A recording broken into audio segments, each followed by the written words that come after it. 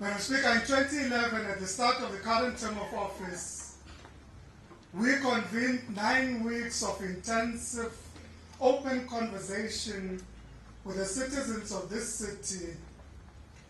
We asked you, as residents and stakeholders in this city, to help us imagine the best possible Joburg of 2040 and to understand the choices we have to make to get there. The result was the Growth and Development Strategy, Joburg 2040, a covenant between you, the citizens of this great city, and your city administration. This was a covenant to enable and build a new economic democracy drawn directly from our 2011 manifesto. And on the basis of this covenant, we have begun redesigning the city through the corridors of freedom, recognized as a globally leading innovation by the United Nations. Whose Global Environment Facility have committed an initial 100, or rather in excess of 100 million rands of an initial tranche to help us implement the program of the Corridors of Freedom. We have rolled out the most ambitious youth empowerment program in the country, partnering with over 250 companies in our city and beyond, breaking down the barriers to jobs, large and small, breaking down the barriers to jobs with companies large and small. This has been recognized by the Citibank Foundation and the Economist Intelligence Unit as the #1 city-level youth development strategy globally, alongside Turffontein. We have aggressively enabled small business in general and the township economy in particular, and will soon be adding our new Josie Bread bakeries and township micromechanics as the newest community enterprises empowered by our Josie at Work program. We are building links between this new township economy and our continent-leading corporate sector. The Global Financial Centers Index this year found that Johannesburg is the most economically powerful city on the African continent. We celebrate the 14 billion rands worth of investment that has flowed into the inner city through the Urban Development Zone tax incentive, bringing us Maboneng and the new Turffontein that we see today.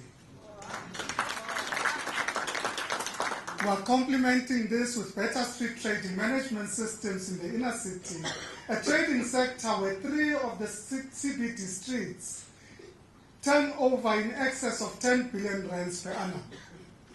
This is a significant sector indeed in our city.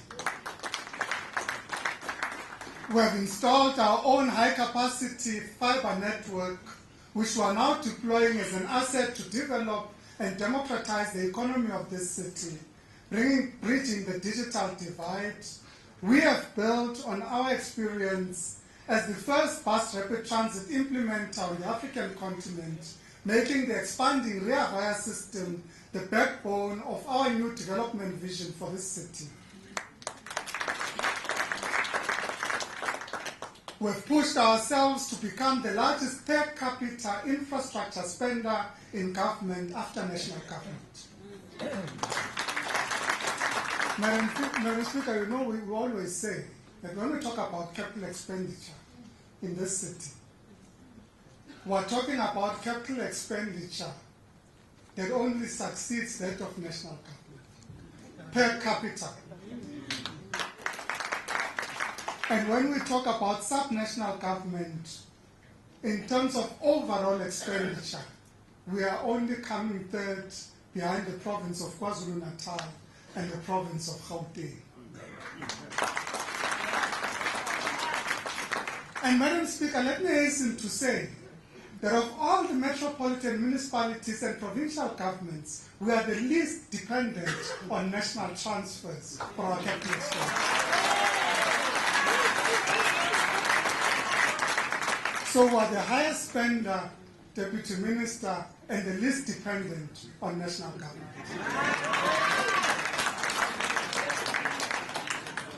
This has enabled us to proportionately build social housing, community facilities, and equipment to enable frontline services for our people. We've pushed access to basic services, and with the help of our new smart meters, we've also focused investment on roads and traffic signals, which are the arteries of the life of commerce and in this great city, upgrading our key bridges and highways as we go.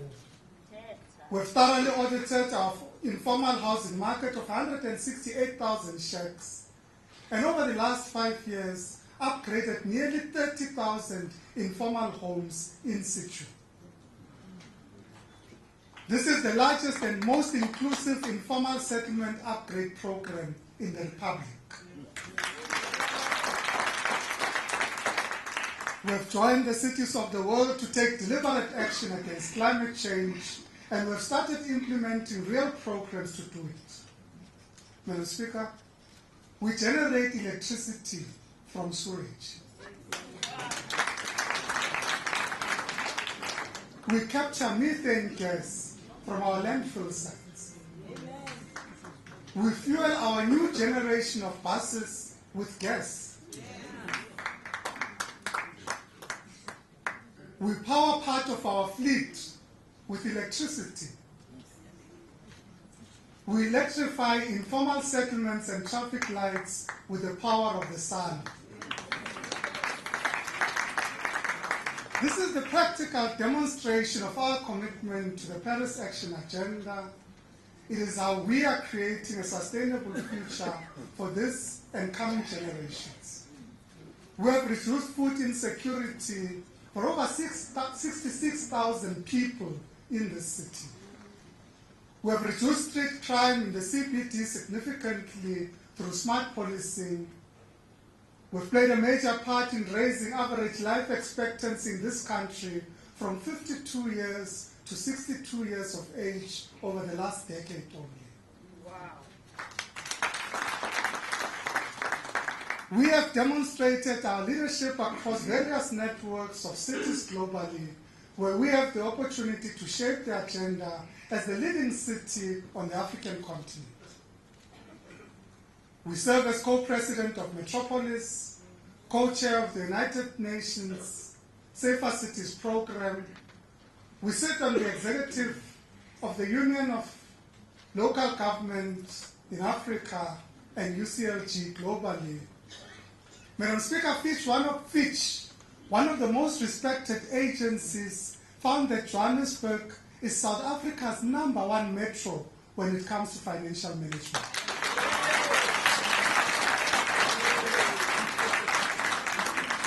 This recognizing the successful implementation of our financial development plan.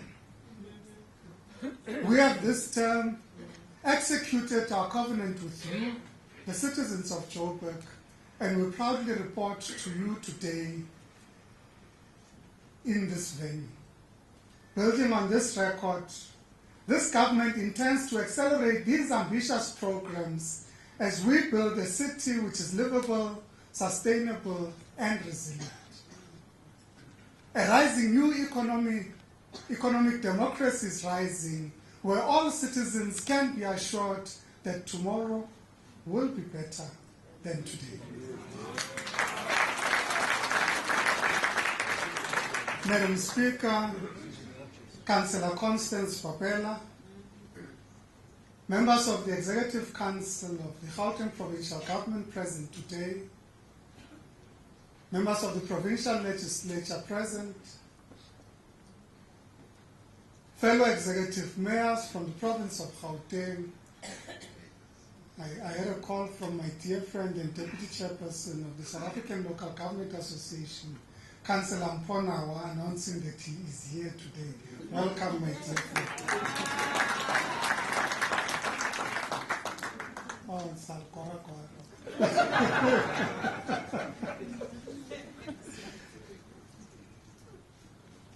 speakers of other municipalities in the province of Gauteng, the Chief Whip of our city, Councillor Naidu, the Chair of Chairs, Leader of Executive Business, members of the Executive Committee, members of the Mayoral Committee present, members of the Diplomatic Corps. Let me extend a special welcome to one who has indeed become a friend over the years, Ambassador Gaspard of the United States. Welcome. And of course, the Consul General, you are also welcome, and the entire delegation from the United States Embassy and Consulate. No pala. No pala. Sino Dada Morero.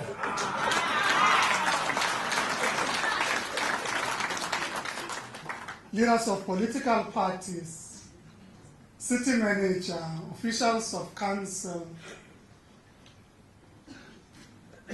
Let me also extend a special word of welcome to those who are joining us in the gallery of this council today, where we're located in Turffontein, and extend a word of welcome to those who are joining us through the various media that are streaming live to their homes, offices, and cars. Let me acknowledge, of course, the presence of my wife, Pilisiwe, MMC Home. This is a bit of an understatement. It's Executive Mayor Home.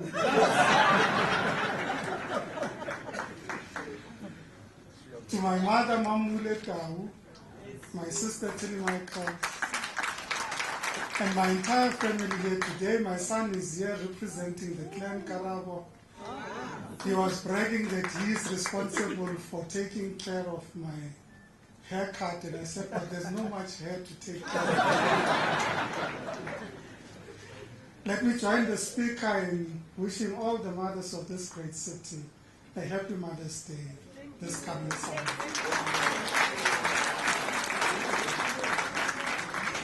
Madam Speaker, we have made major strides since the establishment of democratic local government to address poverty and inequality. We know and agree that, in the words of Nelson Rolihlahla Mandela, Freeman of the city of Johannesburg and father of our nation, and I quote, "Overcoming poverty is not a gesture of charity.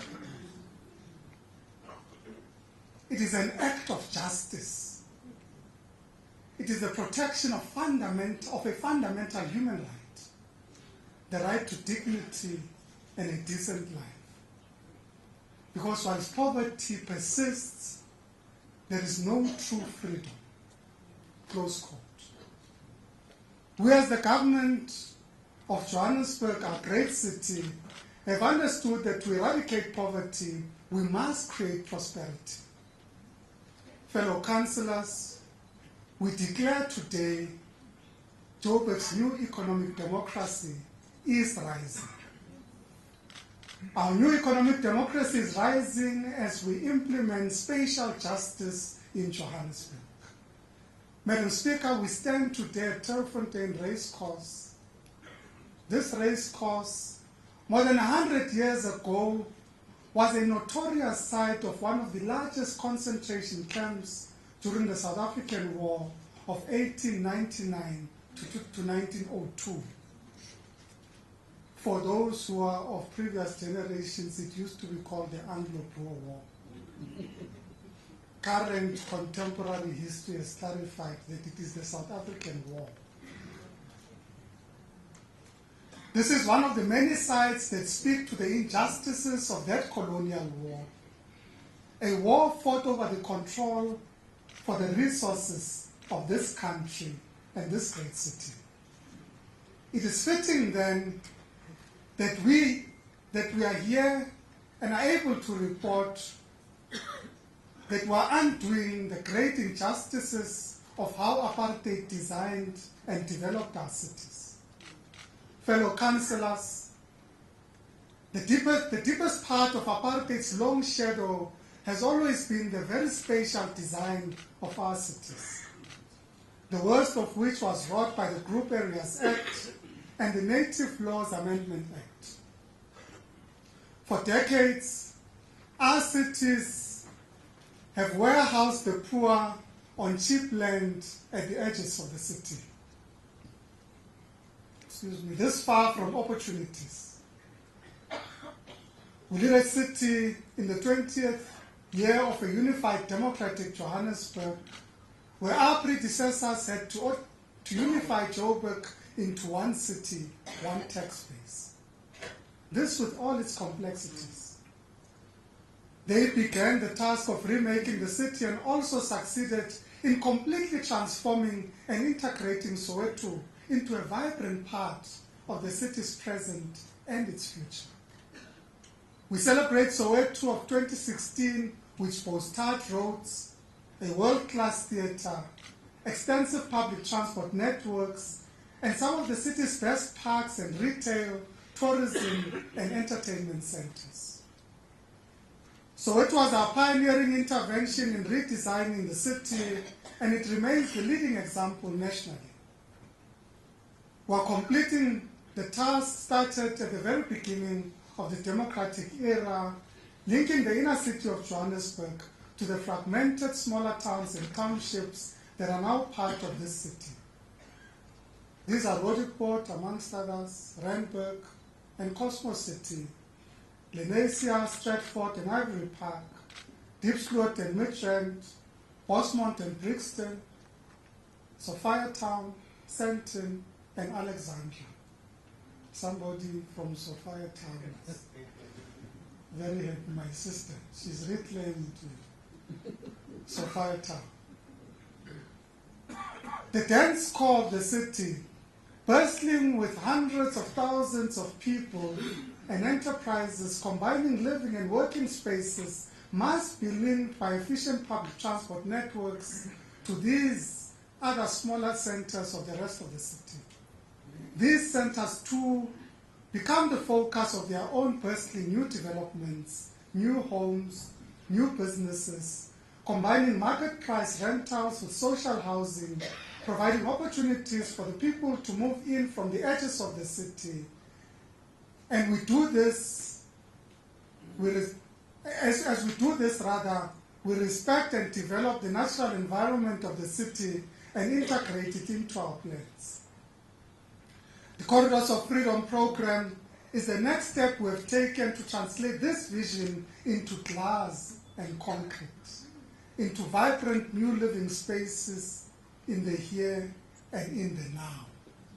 The Corridors of Freedom program is bringing new life to Clearhoff and South Hills, to Kliptown and to Jabulani, to Turffontein and to Rosettenville, to the student halls and shopping squares of Empire Road, to Randburg, Jabulani, Orlando East, and Park Station. It is bringing new mixed-use change all along the Louis Botha corridor, connecting the inner city, Orange Grove, Alexandra, and Sandton. As we develop the Louis Botha corridor with the rollout of Rea Vaya Phase 1C, the redevelopment of the Patterson Park node in Orange Grove and Norwood has already started. We are rebuilding a state-of-the-art clinic as part of a high-rise commercial space development along Louis Botha corridor. The redevelopment of public and recreational facilities is being completed.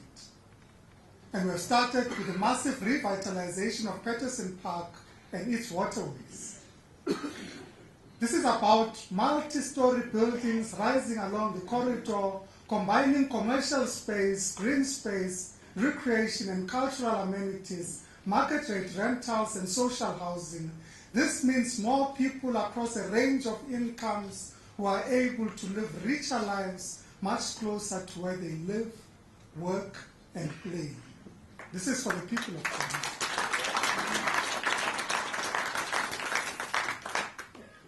This is one major development which is bridging Norwood, Houghton, Orange Grove, Bellevue, and Yeoville. The new South Hills and flare of mixed-use, mixed-income housing developments both demonstrate what can be done through creative partnerships with the private sector. In South Hills, for example, we supplied the land and the private sector funded and built the development. The condition was that they would add social and the colloquial RDP houses in that development.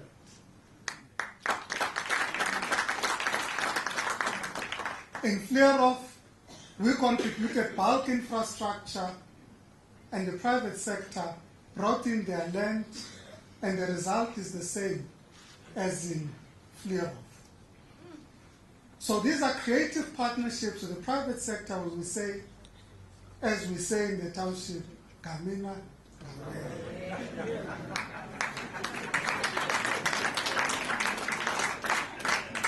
or in isiZulu, izandla.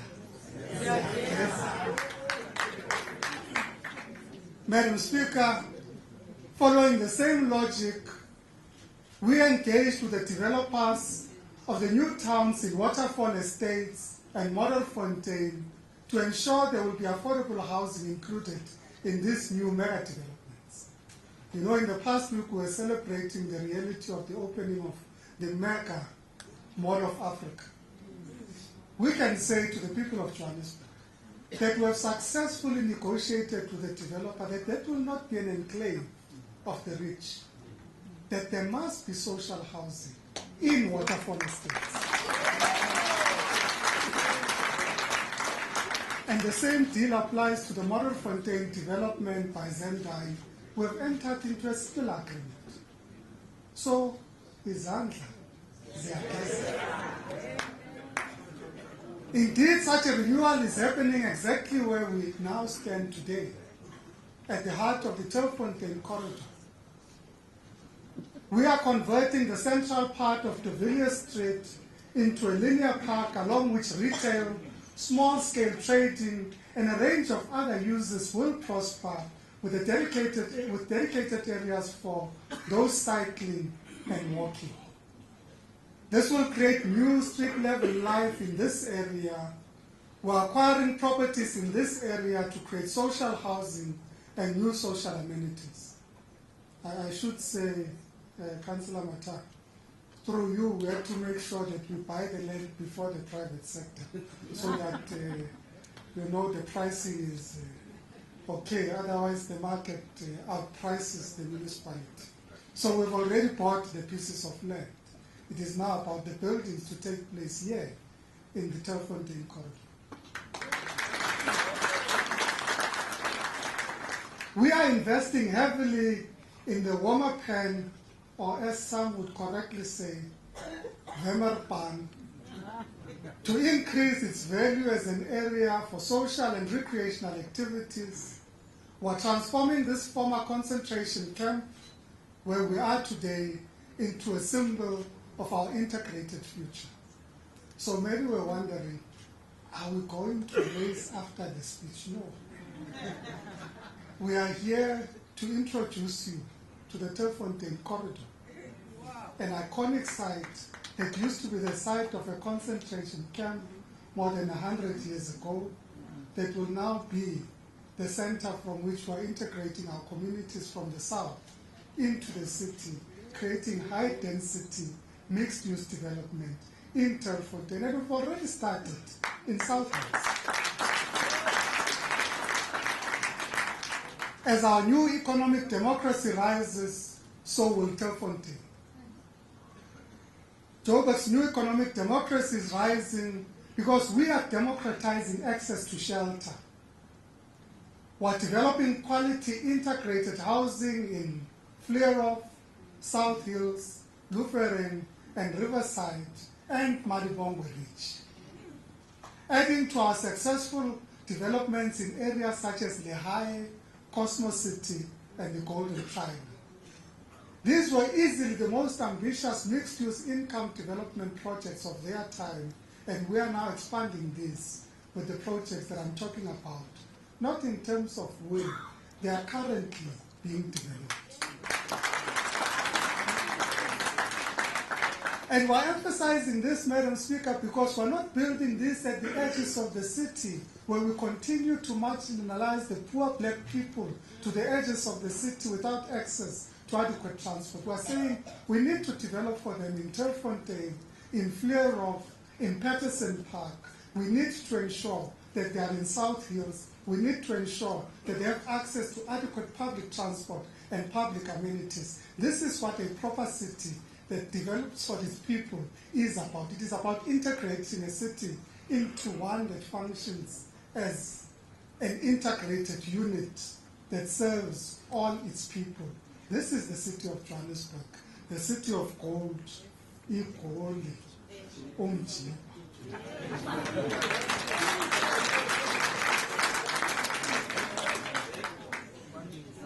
These new mega projects have a yield of almost 70,000 units. We have, as a city, done a comprehensive audit, Madam Speaker, of our 181 informal settlements. And we can confirm that they house 168,000 households, the vast majority of whom have access to basic water and sanitation. We have electrified informal settlements from Stratler to Loli Station. So this notion that in fact you are informal, you can't have electricity, we have said no, you can have electricity, even as you live in an informal settlement. Even if we intend at a particular point to relocate you to a more appropriate location, you can still have access to electricity in the city of Johannesburg. And I nearly didn't say, I know Councillor Bob is not here, as we know he had a bereavement, but I nearly forgot to say, and Tembeli. And the energy mix.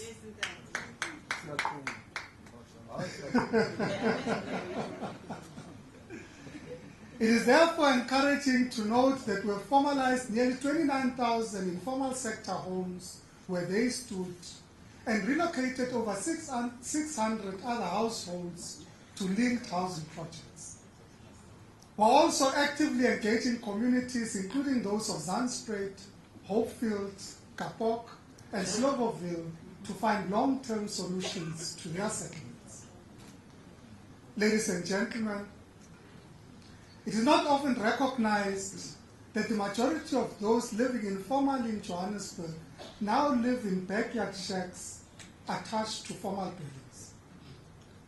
We are working with a range of partners to support upgrading these backyard informal dwellings to new kinds of formal dwellings based on designs submitted to an open competition we ran last year. And some ask us why. And we say, remember, these people who rent out their yards are also business people. They are landlords. So we are normalizing their business of being landlords. And for those who haven't understood, many of us who grew up in the townships know what being a landlord is. I can remember we used to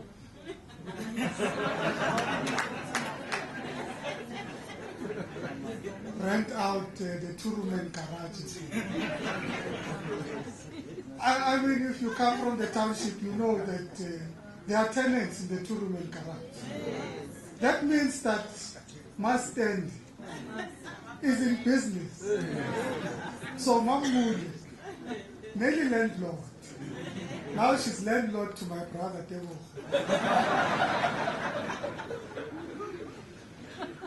Madam Speaker, this represents an informal sector providing over 350,000 households with rental accommodation. Democratizing our housing, our rental and shelter economy will be a long-term effort, but a new economic democracy is indeed rising in the housing sector. Madam Speaker, looking back over the past 5 years, since the genesis of the city's Joburg 2014, it is clear that we have covered a vast distance in a very short space of time. We committed to an inclusive, job-intensive, resilient and competitive economy that harnesses the potential of its citizens. This requires a covenant with a wide range of partners, including the corporate sector. Joburg's new economic democracy is rising because local government and the private sector are partnering to democratize our economy for the youth of this city. Our economy, which is double the size it was in the first year of our political democracy, where notwithstanding the massive increase in the black middle class, economic opportunity is still only a reality for the few. Last year, we announced the far-sighted partnership with the Harambee Youth Accelerator, implementing a program titled the Vulindlele Jozi program. We are pleased to announce that this program has already registered 127,000 young people of the targeted 200,000 young people announced last year. We continue to encourage our young people to register on vulindlelejozi.mobi. You don't need to be connected to the internet. A normal phone, a smartphone. You just press Vulindlele Jozi, you give them your name, somebody will call you, they will take your profile, and they will channel you to the different opportunities that you choose. Of these young people, Madam Speaker, we've engaged 31,000 youth in opportunity channels, and the majority of the remainder are being attached to a foundational skills and matric rewrite program, breaking down a major barrier to work and skills development opportunities. Madam Speaker, did you give me how much time I'm supposed to spend? Let me off-ramp a bit. You know, Madam Speaker, as we continue to implement the Vulindlele Jozi program, and if we continue to register young people, what becomes evident with the young people that have been registered is that they actually do not have the foundational skills to get to be channeled into the different opportunities. They do not have the matric or the right level of matric to be channeled into opportunities. So what we have done, partnering with UJ, Mohan, was I supposed to say this? Partnering with UJ, the VC will excuse me, VC, we've partnered with UJ to set up a matric rewrite program based on support through channels such as the Khan Academy, so that young people can get online support to complete their matric. Because how do they gain access to the opportunity if the most debilitating factor is lack of access to the most basic skills, such as matric? So we've registered them. In fact, you know, as we go and talk to the corporate sector, and a month ago I met with the logistics and FMCG sector, fast-moving consumer goods sector. They say to me, well, Mr. Mayor, actually, we have this range of opportunities available, and we've already taken advantage of some of them, Madam Speaker. We took young people from Orange Farm through the massive open online program, Vulindlele Jozi. And they are now at sea. They are working in the maritime sector because we've created that opportunity. But many who wanted to access that opportunity couldn't access it because they did not have the matric. So we have to close this gap about the matric. That's why we've channeled this opportunity, or created this channel of opportunity about matric rewrite. Ladies and gentlemen, speaking from the dock in 1964 at the conclusion of the Rivonia trial, Madiba reflected, and I quote, "There are two ways to break out of poverty. The first is by formal education, and the second is by the worker acquiring a greater skill at his work and thus higher wages, close quote. Certainly the most current research and analysis bear Madiba out 52 years later.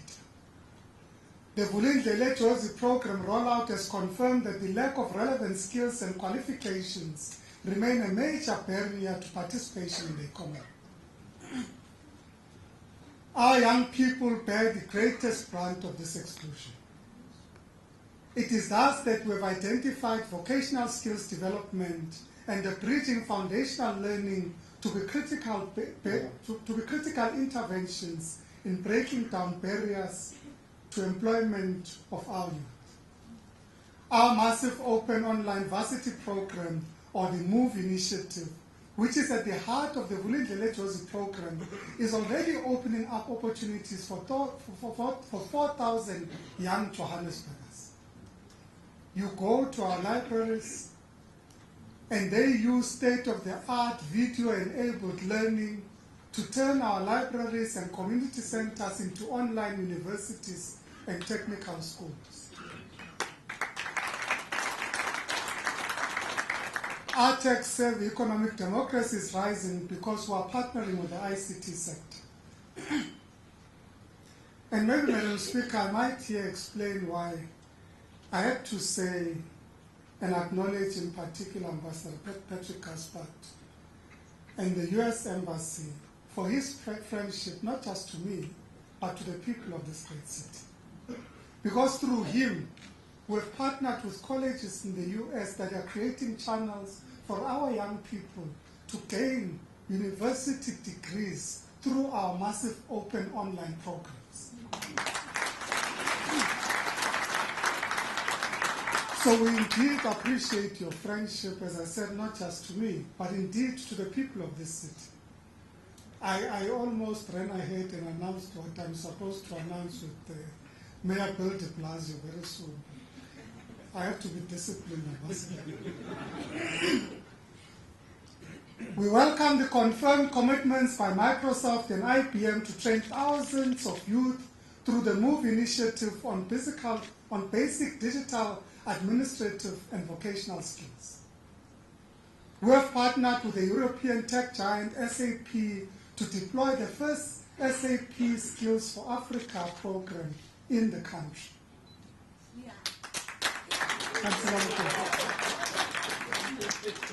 It is the first in the country, but the third on the continent. But we can say that our cohort of young people, all unemployed graduates, in fact, out of the 30, 29 were unemployed graduates, and the other wanted a transfer to another opportunity. All of them are employed now, and these are specialized skills that have been developed for the city of Johannesburg. And they got 100% pass rate, these students of Johannesburg.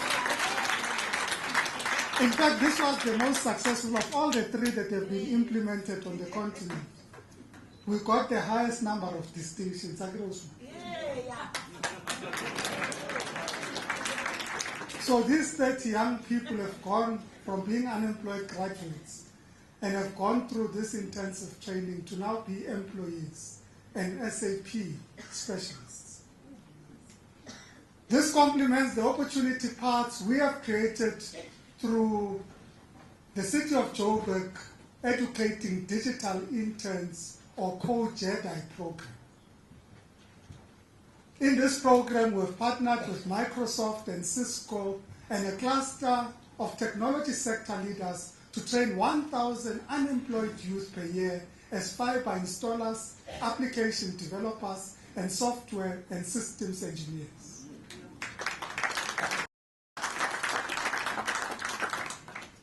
Joburg's economic democracy is rising because we have heeded and acted on the warning of celebrated thinker Thomas Piketty that political democracies that do not democratize their economies are inherently unstable. We have enabled a wide-ranging support environment for the development and growth of small, medium, and micro enterprises, amongst which we have implemented the city's Jozi at Work program, which is maturing and fulfilling its promise to bootstrap local community enterprises as co-producers of municipal services. I'm pleased to confirm that over 1,000 cooperatives and small enterprises are providing profit share and earning opportunity for thousands of our residents. This, as the program accelerates, the number of work packages available is increasing. Our network of SMME hubs is there to make sure thousands and ultimately tens of thousands of new enterprises have the chance to open a business and operate their business. Already we have supported in excess of 14,000 small companies through these hubs, enabling them to be part of Joburg's rising economic democracy. Collectively as the city, we have directly supported and assisted in excess of 24,000 small and medium-sized enterprises over the course of this term of office. These are small businesses that simply require channels to opportunities, and I'll talk about some of these opportunities a bit later, where they are now participating in different sectors, not just Josie at work, but participating in other sectors, and I'll talk about this very soon. So that's like,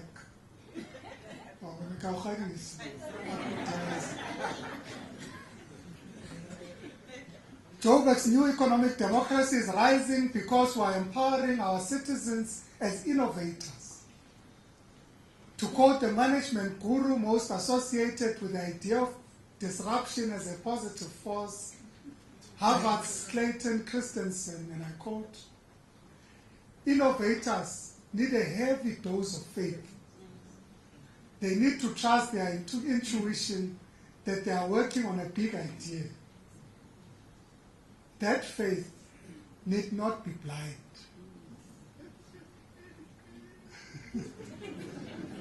Close quote.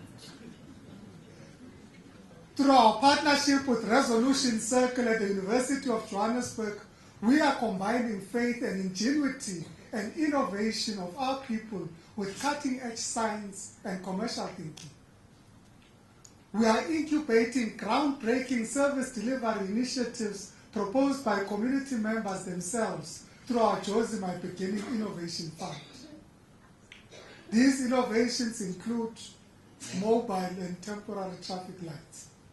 So, traffic light, put in the truck, where the traffic light is not working, right where, right sooner. This is an innovation right here.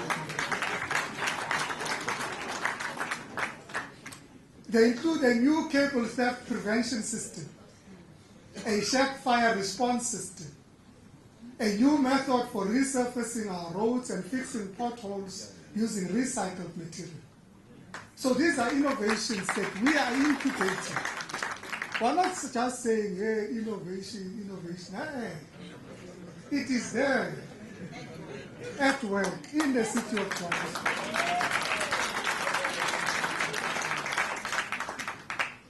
Now, in partnership with Wits University, we have created a research chair in economic development and attracted one of the world's leading investment experts to fill this position. So this is a specialized research chair at the university that is teaching PhD students, helping them research and finding solutions to our economic problems, and in the process, building the capacity of our students at these universities to be able to contribute to the solutions, to the economy of this country. So we have put the university research chair there. So, Madam Speaker, we can say that the research agenda, which analyzes opportunities and monitors performance, is currently underway. The next generation of green industrialists are being incubated through our Green City Startup Challenge. We've already supported 10 entrepreneurs that have developed and patented new green technologies in the city of Johannesburg. We are evolving the next wave of digital moguls through our Hack Josie program, our hackathon in Johannesburg. For those who are digitally semi-literate,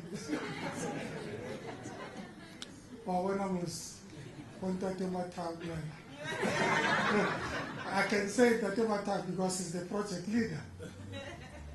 We are financing and incubating ICT innovations in partnership with Wits University. And through this, we support the development of new digital applications and award cash grants to the winners. 20 finalists were given support to develop their digital businesses during the first year of the program in 2015. Our second year intake is currently going through the same process. These are almost 50 enterprises based on innovations directly supported and funded by none other than the City of Gold.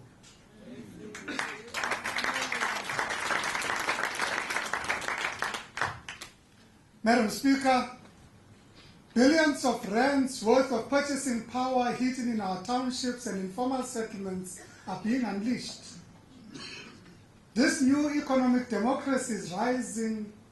The city is working with large corporates, including Massmart, VW, and Turffontein, to build cohorts of capable small businesses that can be integrated into their supply chain. Now, here we've got people that we have helped set up enterprises who now have their products on the shelves of Massmart through the city. It is real, not pie in the sky, sort of, I think I can do, sort of. It is, we are doing, sort of.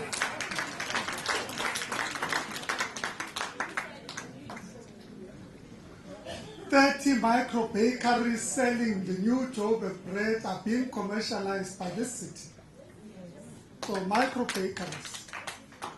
These new enterprises, as announced last year, are retail outlets for a healthier, cheaper form of bread.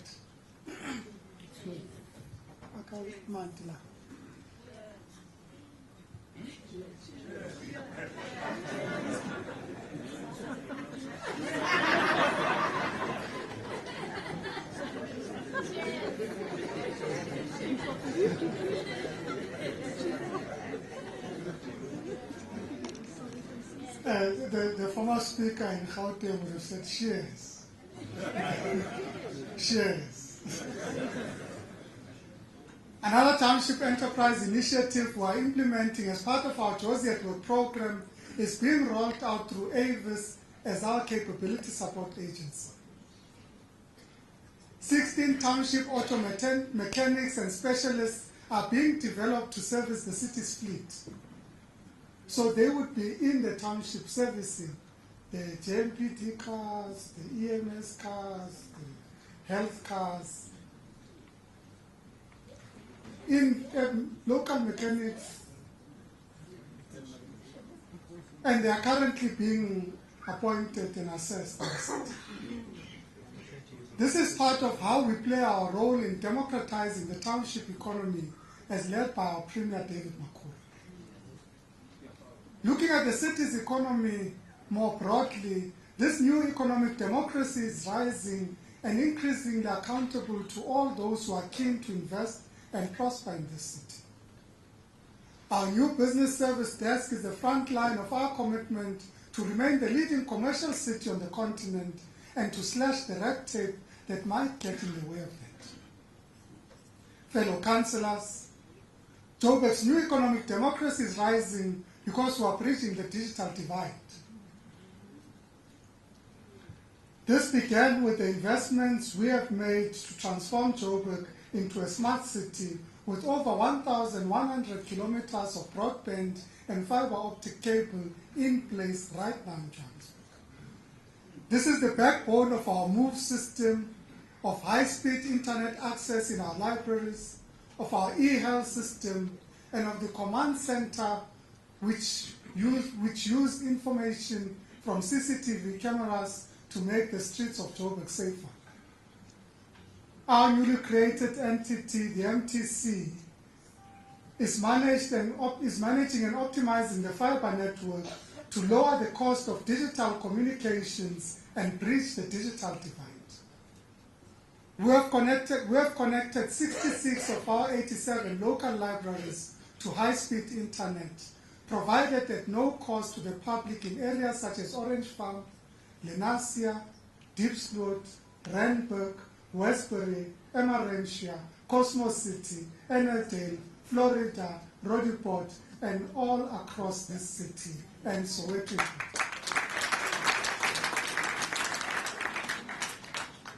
Our Maru Ajozi cloud-based platform is already helping those with little experience in the internet at the city's 408 free Wi-Fi hotspots, including the wireless mesh over Turffontein.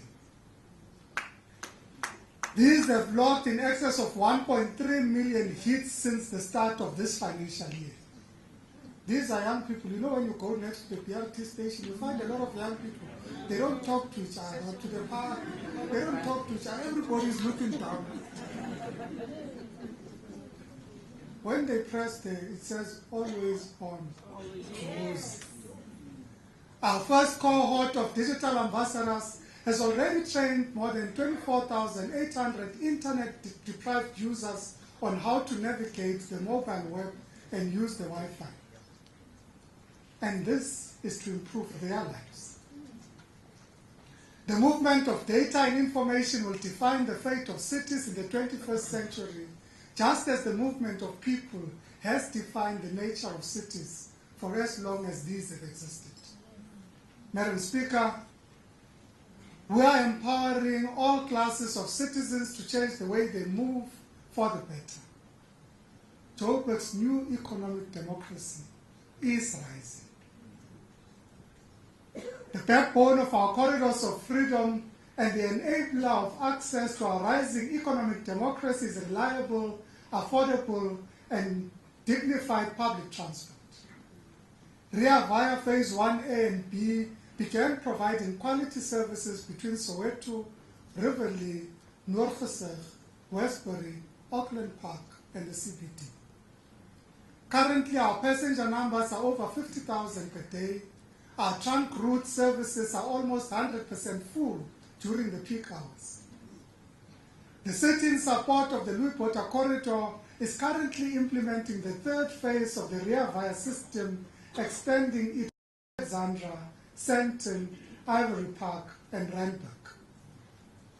This will include 3 iconic bridges over the M1, 2 dedicated for walking and cycling, and the 3rd dedicated to the Rea Vaya. And it is at this moment that we remember, of course, the unfortunate accident that happened as we constructed one of these bridges in October last year.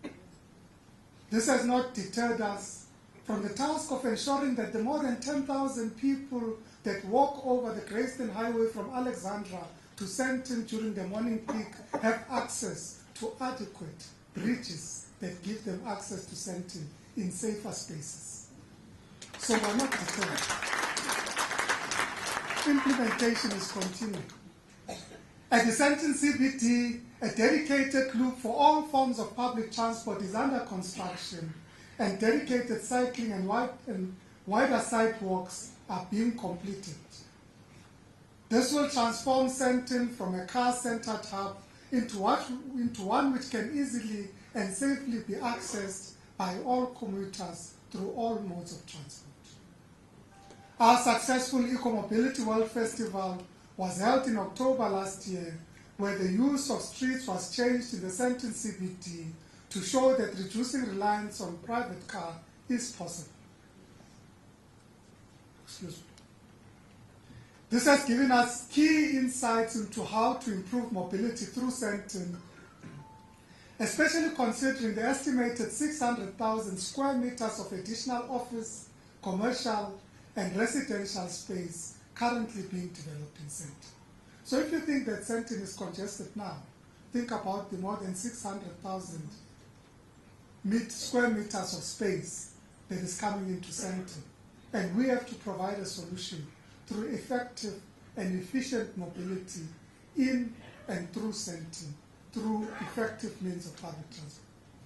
That's why we're building a dedicated BRT lane, a dedicated loop, creating sidewalks, broader sidewalks, creating cycling lanes. I nearly got distracted by some who think that bicycles are for the rich. Because they do not know that in fact it is a primary mode of transport for the poor.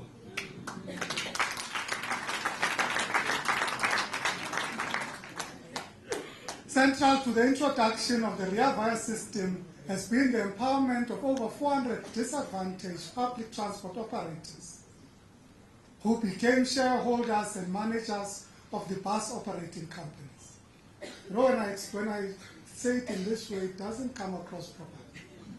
Madam Speaker was saying, you see, what we call the taxi industry, when we talk about rear via in Johannesburg, these are the people that own, operate, and manage rear via. So it's not owned by the municipality. It's owned by the taxi industry, managed by the taxi industry. And we're having visitors from all over the world. You know, when we held the Eco-Mobility Festival, the world came here and said, your rear via system is a model to emulate internationally. And this is a model managed by who? Oh, no taxi in Johannesburg.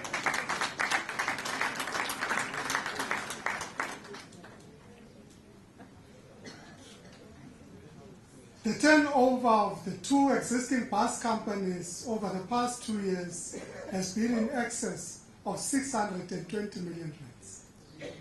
This too is part of how our new economic democracy is rising. Our Complete Streets program, which has integrated space for walking and cycling into the design of streets citywide, is a deliberate part of our new economic democracy. One of our Green City startup finalists took this logic even further, because he has designed a specialized bicycle for informal waste collectors. So these entrepreneurs can now use the cycle lanes to conduct their business safely on these cycle lanes. So linking innovation to infrastructure. In addition to the cycling lanes, the city has partnered with NGOs, provincial government, and the private sector to distribute in excess of 500 bicycles to disadvantaged learners in Orlando East and Sepiso. This initiative is now being expanded, Madam Speaker, to Alexandra and other communities. Pedestrian bridges across rivers and busy roads to improve safety have been built or will soon be constructed. These include in Klopspruit West, Slovo Park, Ivory Park, Westbury and surrounds, Alexandra and Diepsloot. We've also built a new bridge linking Naledi and Protea North and a new Leroux Bridge in Midrand, along with a new wider Coleraine Bridge in Bryanston. We will soon be building the new Jabulani Bridge and Conrad Drive Bridge in Randburg.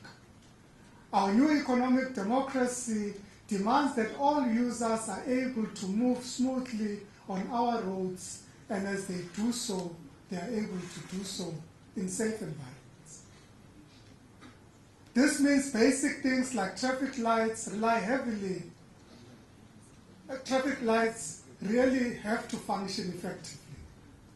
So this means that the traffic lights have to function effectively. As a city, we have invested heavily in improving our traffic signaling systems.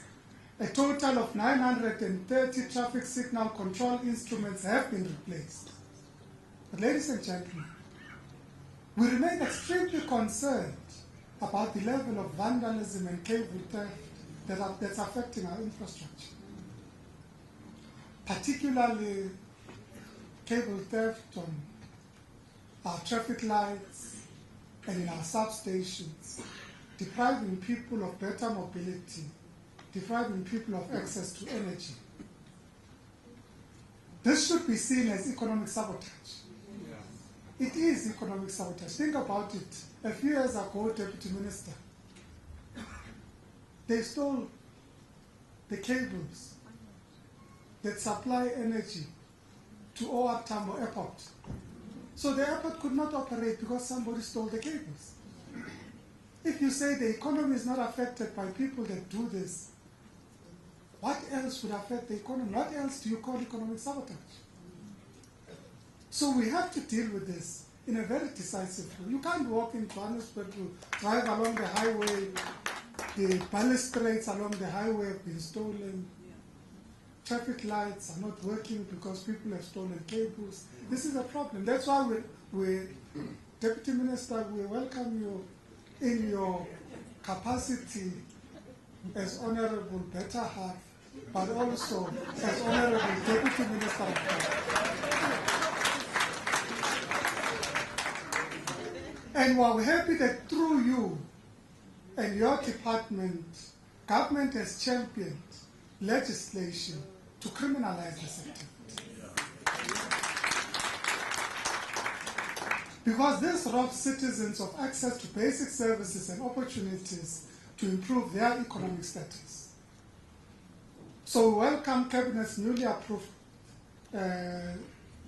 legislation on vandalism, and really are keen to ensure that we provide the necessary investigative capacity to support ensuring that we can bring the criminals to book. Madam Speaker, we are democratizing the quality of services in Joburg. Our new economic democracy is rising. When we endorsed Joburg 2040, we committed the city to become a resilient, livable, and sustainable urban environment underpinned by infrastructure that is supportive to a low-carbon economy. In creating conditions for this new economic democracy to rise, the new spatial democracy to rise, we are aware that we must build on a platform of well-delivered basic services. Investing in this platform means both renewing aging infrastructure in older suburbs and townships and building new infrastructure for communities who have never had access to services. At the end of this term, we would have spent in excess of 30 billion rands on improving infrastructure in this city. This is part of our 100 billion rands capital commitment over 10 years. Over 1/5 of that is allocated to the electrical grid, bringing light and heat to those who have never had power and ensuring that the lights stay on for everyone else. More than half of City Power's electricity meters deployed by the city are now smart meters. This has resulted in a 13% increase in meter accuracy over the last 3 months only, because smart meters can be read remotely without the need to enter a property. This is assisting the city of Johannesburg to ensure accurate metering and reduced estimation, which means lower costs and lower frustrations to you, the citizen of the city. City Power's billing queries older than 120 days are now resolved because focus teams have been set up to deal with locked calls at the contact center. The city has also led the way nationally with innovations that minimize and wherever possible eliminate the need for load shedding. Smart meters, ripple control relays, and additional power generation from the Kelvin Power Station allowed us to actively mitigate load shedding in the last winter. 54% of stage 1 load shedding and 15% of stage 2 load shedding was avoided in 2015 through our smart meter load limiting intervention. So we're able to use the smart meters to reduce load shedding.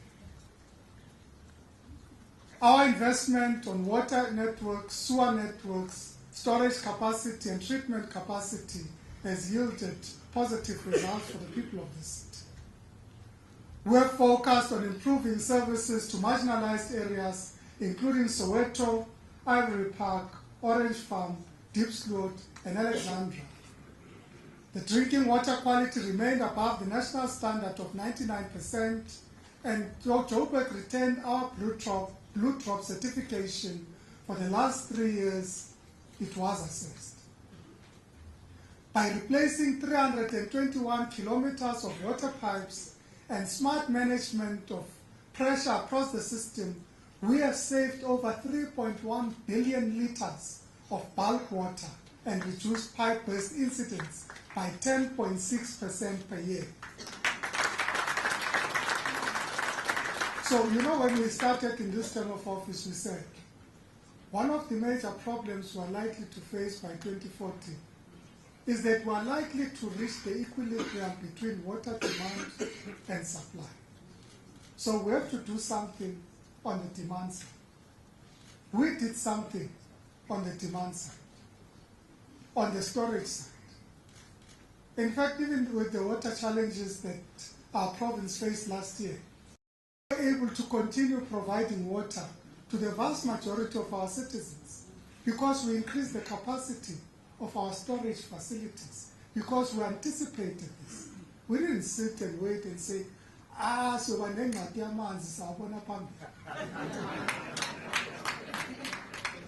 we did something and were able to provide the people of this city with reliable supply of water.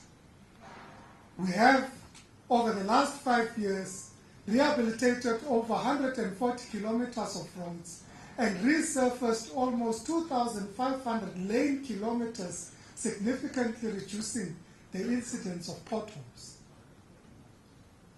When we said we're not just going to fill the potholes, we're going to actually relay the road, it is a more reliable way of dealing with the problem. We've been able to demonstrate it through our capital investment program. Over the past year alone, we reduced the length of gravel roads by 40% through our asphalt program. The 2015 survey showed that 84% of Joburg citizens are satisfied with how we provide them with water each day. 82% are satisfied with their sanitation, and 85% are satisfied with their waste removal. This is by no means to ignore those who are still dissatisfied, but to assure them that we will continue to find new and better ways to improve the level of service that we offer. Ladies and gentlemen, we must take this opportunity to thank the residents of Joburg for your patience as we navigated the recent unprotected strike by our employees at Piketa. This created a major health risk for our city, and would sincerely like to thank the network of partners who helped us to ensure that this risk is mitigated effectively. We unreservedly condemn the violence, disruption of services, and the destruction of property that sometimes accompanies these unprotected strikes. This nation has developed progressive labor relations framework and legislation to regulate the labor market and resolve disputes between workers and employers. The agreement reached at the conclusion of the recent unprotected strike serves as an example of what can be achieved through negotiation. We trust that it will serve as a model for the resolution of similar disputes in the future.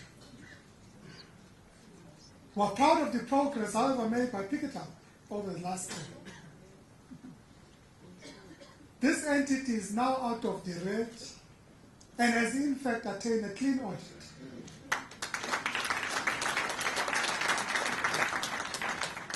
But we're also proud of them because this sector has been one of the most effective areas in pioneering the Josie at Work approach. The management of waste collection, across entire city blocks of Alexandra, vast sections of Soweto, and just about every informal settlement across the Deep South is now quite literally the business of the very communities who live in those areas. This approach is now being extended citywide to all the townships and suburbs of this city. Madam Speaker, the Joburg 2040 clearly commits us to a low-carbon future. This will indeed take decades to fully achieve and require massive shifts in consumer behavior. But this is also a key part of our new economic democracy. For the first time, the city is starting to measure the greenhouse gas emissions from the various sources that create this. And we have strengthened our relationship with the C40 Cities for Climate Change Network and other international networks. We have adopted a new approach to the rehabilitation of our water courses and identified 18 water management areas to rehabilitate these vital resources. Metrobus is leading innovation with the addition of a new fleet of green fuel buses that are propelled through gas. To enable this, a new gas dispensing facility has been installed at the Metrobus Mill Park Depot. We have already taken delivery of 75 of the 170 ordered buses. The city is committed to generating both energy and opportunity from renewables, turning our waste streams into opportunities. This especially at community level to keep waste away from our landfills. To date, community-based enterprises under Josie at Work have processed over 1,150 tons of recyclable waste. This has come directly from street cleaning and dedicated collection of recyclables from homes and businesses. This is money flowing into communities and waste flowing out of our landfills.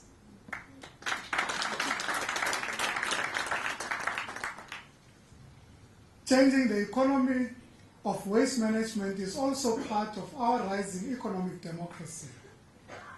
A biogas to energy program is already underway at 2 of our wastewater treatment works and being rolled out to the remaining works. This generates electricity directly from sewage to power the works. As I said earlier, we generate electricity from sewage. So we use the sludge to make electricity at our work. So if you go now, today,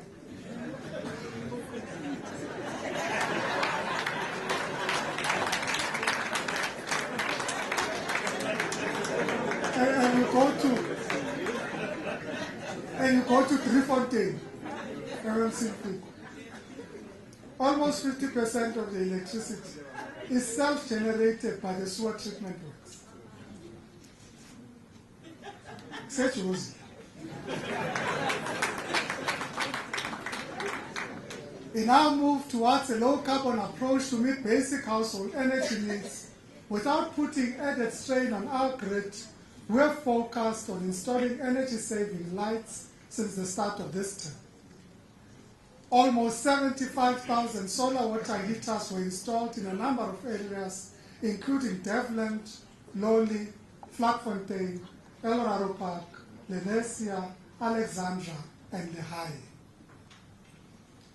As we accelerate our move towards a low-carbon economy, our Green City Startup Challenge has supercharged greenhouse enterprises, or rather green enterprises and opportunities. Last year's winner, Paseka Lesula, and in fact I'm told Paseka is here today. He won the Green City Startup Challenge last year. He invented a device that reduces water wastage from leaking toilets. This is a new system designed by Paseka, won in the city of Johannesburg. And not only did he get accolades from us, in the process, this won him international recognition. So he got an international award for this innovation. As part of Joburg 2040, we committed to promote development-driven resilience for all. Fellow councillors, we are directly confronting the health and social barriers that have held our disadvantaged communities back. Joburg's new economic democracy is rising. At the beginning of the term, the city established that as many as 42% of the city's poor go to bed hungry for at least 3 days a month. These would be classified as food insecure. The city has designed and deployed a scientifically targeted program combining food gardens, large-scale food empowerment zone farms, and a range of initiatives designed to reduce the cost and of food locally and make it more available to poor households. To poor households. I think I must go.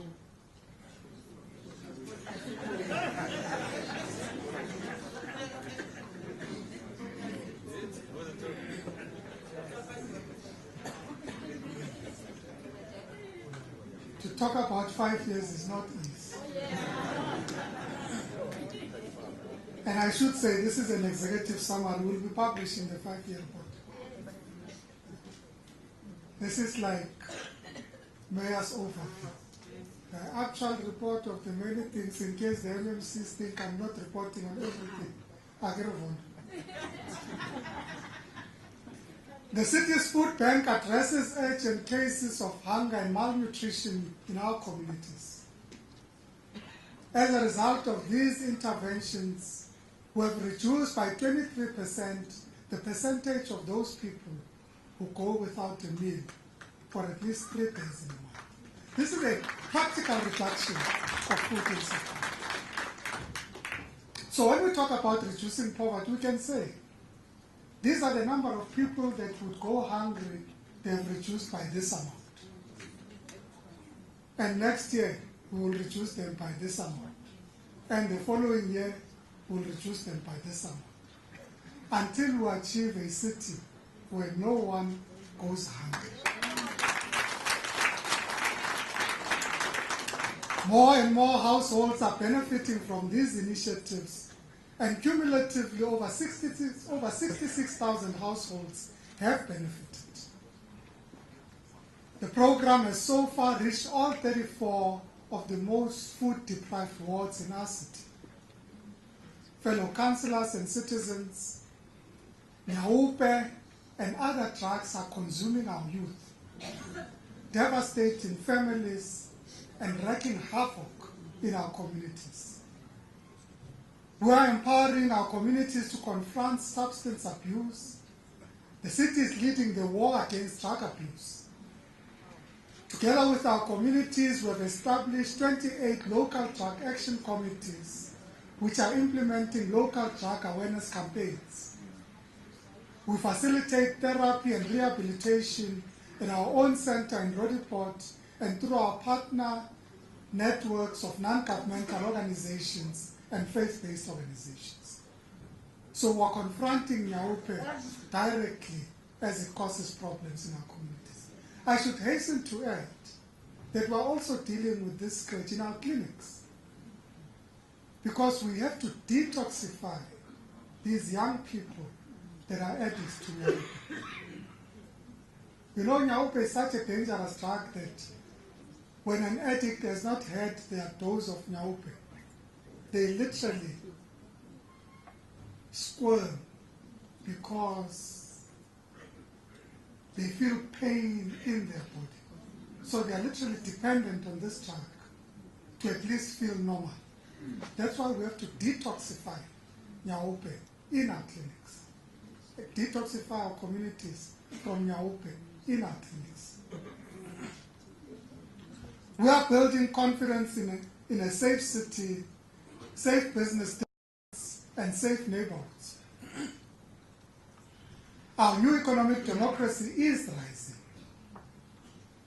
We introduced an integrated intelligent operations center that is enabling us to make better decisions of where our JMPD and emergency management teams are deployed and to reduce crime and save lives. The IOC links to the expanding CCTV platform currently operational in the city. This enables us to use the cameras intelligently to track suspicious behavior of individuals and groups and prevent crime from happening. So we don't just deal with it after it happened, we can deal with it before it happens. Smart technology and smarter policing is already reducing crime levels in the city. As a result of investments in the CCTV system, serious crimes such as bank robberies and cash heists were significantly reduced in the CBD.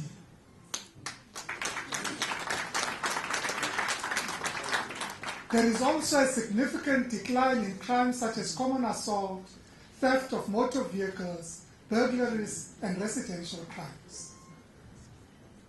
In 2014 and 15 alone, we experienced a reduction of 22% in actual incidents of crime through the CCTV interventions in the inner city. As we institutionalize our Joburg 10 Plus program, we have introduced specific training for our deployed officers in community policing.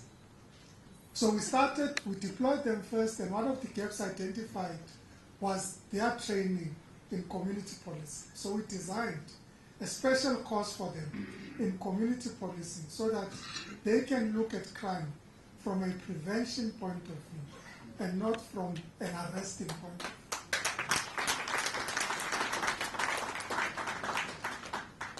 As we grow smarter about how we prevent crime, we're also growing smarter about how we prevent and treat disease.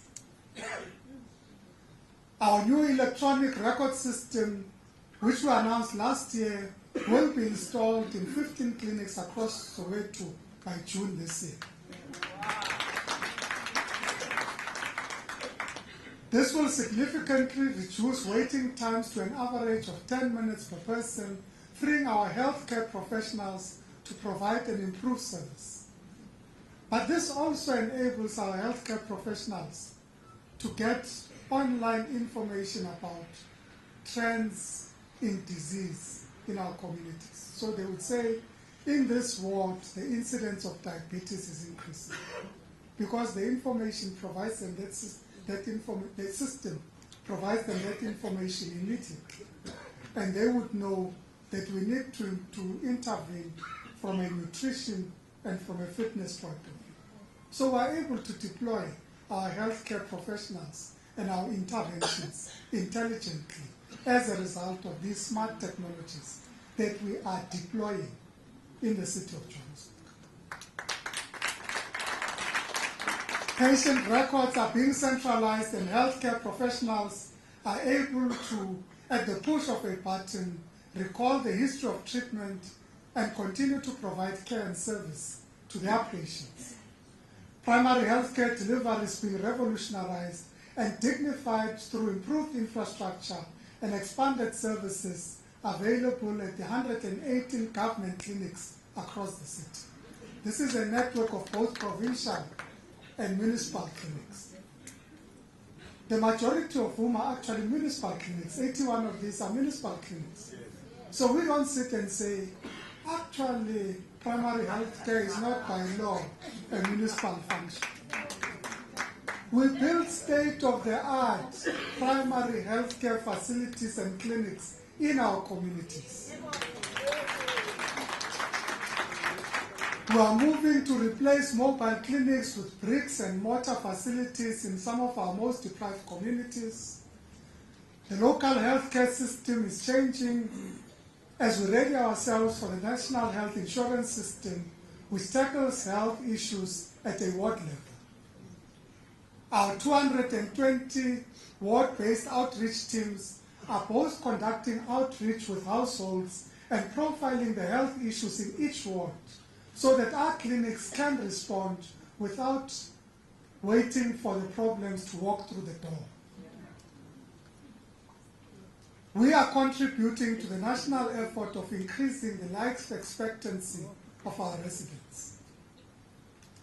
Our rollout of comprehensive treatment and care for HIV and AIDS patients has produced tangible results. More than 99% of HIV-exposed babies in our clinics were born HIV negative in the 2014 and 15 financial year, and 96% of 96% of fixed clinics offer antiretroviral treatment in our clinics. In fact, when the single dose treatment was introduced, we implemented it the following month throughout our clinics in the city of Johannesburg that provide ARV treatment. We can celebrate the fact that we have achieved 100% immunization coverage for children under 1 year old, particularly for pneumonia and diarrheal disease. This has been our contribution to halving the number of children who died before the age of 5 between 2003 and 2013. Our Go Jozi Healthy Lifestyle program has gone a long way in promoting better ways to eat and to exercise. Through our Jozi Vitality Schools program, our partnership with Discovery Health, we are directly influencing how schools promote and enable healthier eating habits for our children. To this end, we have enrolled 157 schools across the city so far. So this works like the Discovery system. There is an incentive. The better the school performs, the better the incentive. And in this way, we create incentives for schools to ensure that we can improve nutrition and performance for our children. Madam Speaker, today is also an opportunity for us to celebrate the achievements of the sport teams and individuals whose performances have done our city and its residents proud. Our Golden Lions rugby team has dominated the Currie Cup last year and is currently the leading South African team in Super Rugby.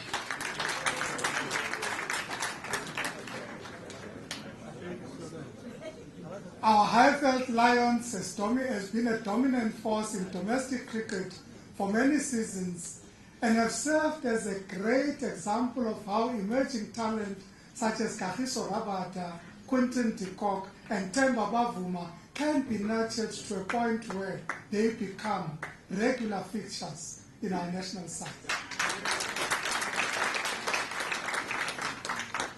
Our local soccer teams remain a source of pride for their millions of supporters, having won the league and various cups over the past few seasons. This year,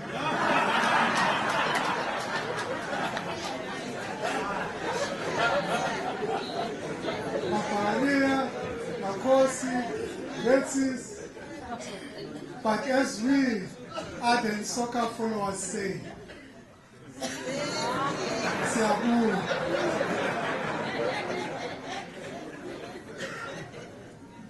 I trust that all councillors and citizens of Johannesburg will join me in wishing our athletes well in the Rio Olympics and the Paralympic Games later this year. To them we say, be assured that the world-class African city is behind you as you strive towards achieving world-class achievements. The Soweto, Roodepoort and Joburg theatres continue to attract global productions and nurture the talent of emerging local singers, actors, dancers, comedians and performers. Our new mobile stage brings the magic of the arts to communities throughout the city. Madam Speaker, we committed through Joburg 2040 to build the city into a high-performing metropolitan government, in a globally competitive Gauteng city region. The city's financial development plan, adopted in 2012, has delivered positive results, liquidity improvements of 41.5% over the first 2 years, from 2.2 billion rands to 5.2 billion rands. There has been a growth in OPEX budget from 29 billion rands per year to 43 billion rands per year, and a growth in our CAPEX from 3.7 billion rands to 10.1 billion rands.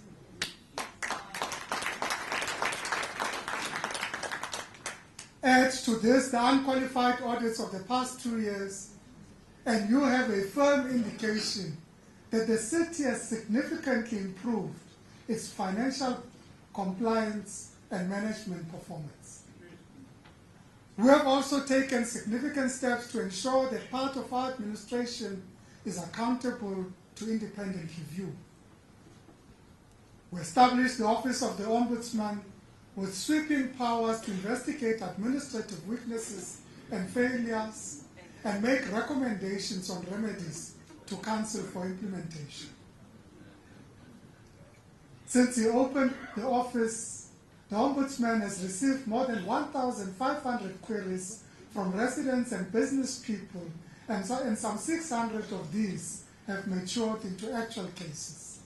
These are actual cases investigated by the Ombudsman, remedies directed to departments, and remedies implemented by our departments. So, to our Ombudsman, we say thank you for the value that you have added to the work of the city. Madam Speaker, fellow councillors, people of Johannesburg, we have demonstrated that we live in the nation's fastest rising economic democracy. Our city government is leading this charge through a deliberate strategy developed in partnership with you, the people of the city. Our city government is an agent of change to accommodate the 10,000 plus new residents that come to this city every single month. To break open the doors to a better life, to a better economic life for the people of the city. To bring bricks and mortar to where people have known only iron shacks and dusty streets. To meet your expectations of better living standards, to create a better life for all the people of Joburg. This is where these expectations are being met. Our new economic democracy is rising. Now we have begun the path to Joburg 2040 that we collectively envisioned with you, our people. This is the Joburg of our heart's desire.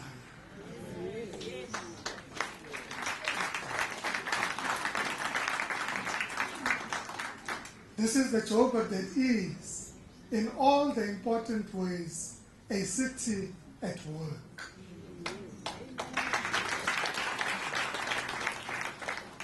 This is the Joburg that has enabled us today to say that today is better than yesterday, and that tomorrow will be better than today.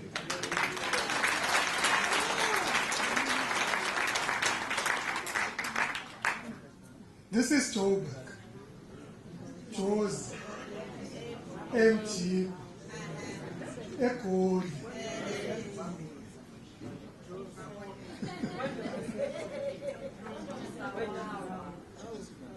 Madam Speaker, we are proud to say, not only us as the leadership of this city, but I can say proudly on behalf of the people of Johannesburg, this is our Joburg.